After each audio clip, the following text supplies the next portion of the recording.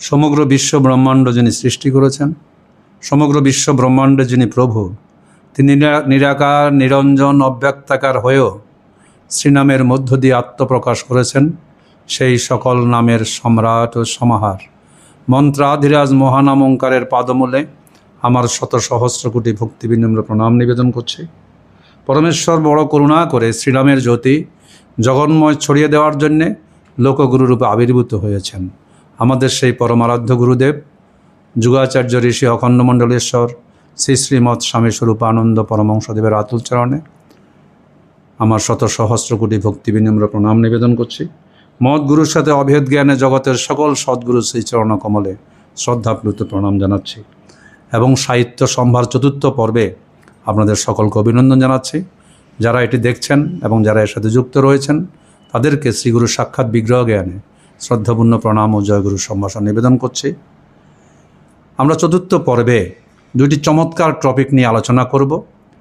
শুক্র অপবিত্র বস্তু নহে, 13 নং অনুচ্ছেদে তিনি চমৎকারভাবে লিখেছেন অসংযমের মূলোচ্ছেদ গ্রন্থে। শুক্র কথাটা কোনো অশ্লীল কথা নয়, তবে মনে যার পাপ চিন্তা অনুক্ষণ বিরাজ করছে, শুক্রের কথা মনে পড়লে দুনিয়ার যত কদর্য লালসা তাকে ঘিরে ধরে। অথচ যোগীরা এক বিন্দু শুক্রকে কীভাবে চিন্তা করে জানেন? ঋষি স্বরূপানন্দ বলেছে, তোমরা জানো যে কীভাবে চিন্তা করে? জন্মের পর জন্মে মানুষ নতুন করে দেহ ধারণ করছেন। এক এক বিন্দু শুক্র তাদের নতুন দেহ ধারণের কেন্দ্র। গত জন্মে যারা পুণ্য চিন্তা আর পুণ্য কার্য করে দেহত্যাগ করেছেন তারা প্রত্যেকে নতুন করে জন্মগ্রহণের জন্য পবিত্র চেতা পুরুষদের এক এক বিন্দু শুক্রকে আশ্রয় করেন। তুমি যদি পবিত্র হও, নিষ্পাপ হও, তোমার এক এক বিন্দু শুক্রকে আশ্রয় করে এক একজন মহাপুরুষ জগতে অবতীর্ণ হবেন। তাই ঋষি স্বরূপানন্দের এই বিষয়টিকে, যে পুরুষকে দিব্যায়িত করার এবং মাতৃজঠরকে দিব্যায়িত করার যে প্রসেসটা তিনি চালিয়ে যাচ্ছেন, এই বিষয়টি এখান থেকে আমরা উপলব্ধি করতে পারি।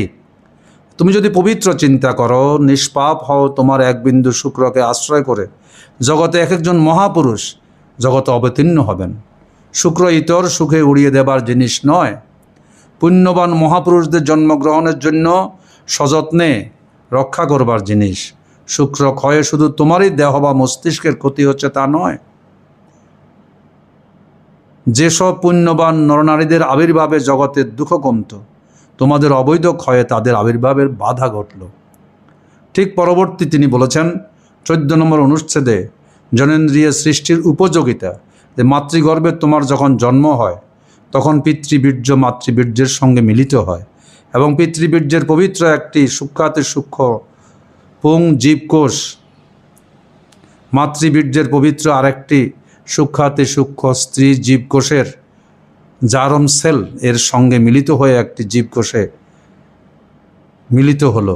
তারপরে সেই সম্মিলিত জীবকোষটি নতুন জীবকোষে বিভক্ত হলো, কিন্তু বিভক্ত হয়েও নতুন জীবকোষগুলি একেবারে পৃথক হয়ে গেল না। কি সুন্দর ব্যবস্থা! এই যে জন্ম সৃষ্টির যে লীলা, জনেন্দ্রিয়ের উপযোগিতা সম্পর্কে বলতে গিয়ে তিনি জানিয়েছেন আমাদের পরস্পরের সঙ্গে যুক্ত হয়ে রইল। যতই বিভক্তি হোক, একটার সাথে একটা যুক্ত হয়ে থাকলো, তারপরে এগুলি আবার প্রত্যেকে বিভক্ত হলো, সেই বিভক্ত জীবকোষগুলি পুনরায় বিভক্ত হতে লাগলো। এইভাবে দ্রুত ভাগের পর ভাগ হতে হতে এমন একটা সময় হলো, ওই মূল একটি জীবকোষেই অতি সূক্ষ্ম বহু জীবকোষে পরিণত হয়ে দেখতে একটি তেঁতুল ফলের ন্যায় হলো। অর্থাৎ হঠাৎ সবগুলি জীবকোষ বিভক্ত হওয়া বন্ধ হয়ে গেল। যে জীবকোষটি যে অবস্থায় এসে পৌঁছেছে সে ঠিক সেই অবস্থায় এসে রইল। শুধু একটি মাত্র জীবকোষ ভাগের পর আর ভাগ হতে লাগলো এবং 9 মাস সময়ের মধ্যে কোটি কোটি সূক্ষ্মাতি সূক্ষ্ম কোষে পরিণত হলো এবং হাত, পা, মুখ, চোখ, নাক, কান প্রভৃতি যাবতীয় অঙ্গ প্রত্যঙ্গ গঠিত হলো। তাহলে এই যে আমি মাতৃজঠরে গিয়ে আমার সৃষ্টি হলো, কীভাবে হলো সেই বিষয়টি কি চমৎকারভাবে এখানে বলা হচ্ছে। তারপরে উপযুক্ত সময়ে তুমি ভূমিষ্ঠ হলে, মাতৃগর্ভে এই সূক্ষ্ম যেটি দেখা যায় না, যেটি অনুবীক্ষণ যন্ত্রের সাহায্যে দেখতে হয়, আর এই সূক্ষ্ম সেই জীবকোষ থেকে আমার জন্ম হলো। ওই যে কয়েকটি জীবকোষের বিভাগ প্রক্রিয়া হঠাৎ করে বন্ধ হয়ে গিয়েছিল, তার নাম দিতে পারি প্রাণীকোষ। তারা কিন্তু তোমার ওই দেহটার মধ্যে রইল এবং এত লক্ষ লক্ষ কোষের সৃষ্টি করে এই দেহটাই নির্মিত হলো শুধু ওই প্রাণী কোষকে পরিপুষ্ট করবার জন্যে, রক্ষা করবার জন্যে। ওই কয়েকটি প্রাণী কোষে হলো তোমার প্রাণ রক্ষার মূল হেতু। তাহলে ওই কয়েকটি প্রাণী কোষে যেহেতু আমার প্রাণ রক্ষার মূল হেতু, ওই কয়েকটি প্রাণী কোষে হইল সৃষ্টি শক্তির মূল কারণ। এই কোষগুলিকে ভবিষ্যতে কল্যাণের জন্য ব্যবহার করবার জন্য তোমার জনেন্দ্রিয়, এবং এই জনেন্দ্রিয় যে অপব্যবহার করে সে ওই প্রাণস্বরূপ প্রাণী কোষগুলির পুষ্টির ব্যাঘাত করে এবং তার শক্তি হানি করে।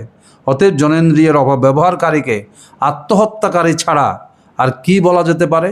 অর্থাৎ যা দিয়ে আমার জন্ম হবে তাকে আমি ধ্বংস করে ফেললাম, নষ্ট করে ফেললাম, তাহলে জীবন তো মেরে ফেললাম, মানে আত্মহত্যা ছাড়া আর কী বলা যেতে পারে? এমন চমৎকারভাবে তিনি বিষয়গুলো তুলে ধরেছেন।